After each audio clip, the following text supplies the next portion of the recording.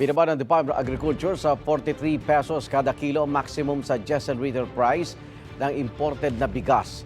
Ang ilang mamimili, namamahalan pa rin dyan. Mula sa Pasig, may unang balita live si EJ Gomez. EJ. Igan, simula nga ngayong araw, mas mababa na yung maximum suggested retail price o MSRP para sa mga imported na bigas. Nasa 43 pesos kada kilo na lang ito. Sabi ng mga nakausap nating mamimili, ngayong mas nadagdagan yung pinagpipilian nilang mas murang bigas, mas makakatipid daw sila. Lalo na yung mga kinakapos sa budget. Alauna pa lang ng madaling araw, bukas na ang bigasan ni Ann sa Pasig Mega Market. Nasa 37 pesos hanggang 60 pesos kada kilo ang ibinibenta niyang bigas depende sa klase. Ang presyo ng kanyang mga imported na bigas nasa 43 hanggang 45 pesos.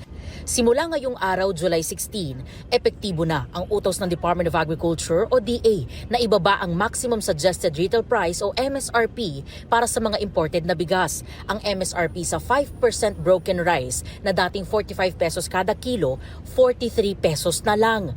Handa raw na magpalit ng presyo sa kanilang tindahan si Ann. Mas okay na po yung ganyan yung bigas kasi yung medyo mahirap. Tama lang yung pambili nila. Medyo po matuma lang konti. Dito sa Pasig Mega Market, ang imported rice na Hasmin nasa 44 pesos hanggang 45 pesos ang kada kilo. Yung inaangkat naman mula sa Thailand, ibinebenta ng 43 pesos hanggang 44 pesos.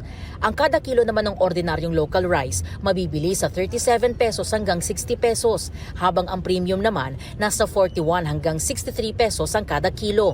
Approve sa ilang mamimili ang mas murang bigas ngayon. Mas nakakatulong po sa amin dahil mas nababudget po namin yung kita namin sa araw-araw. Di maganda kasi makakatulong sa tao sa hirap ng buhay ngayon. So kailangan natin mababang presyo.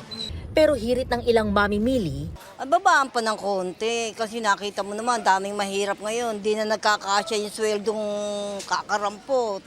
O marami pang bibilin, may ulam pa, may pagbabayad pa ng bahay, kuryente, tubig. O di dapat kahit mga 30 to 35. 35? Yan.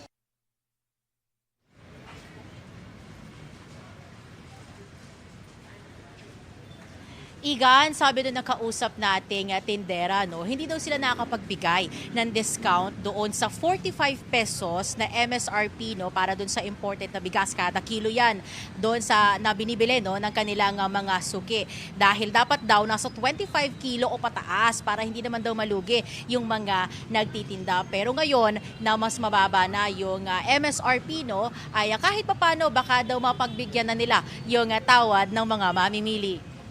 At yan ang unang balita mula po rito sa Pasig City. EJ Gomez para sa GMA Integrated News.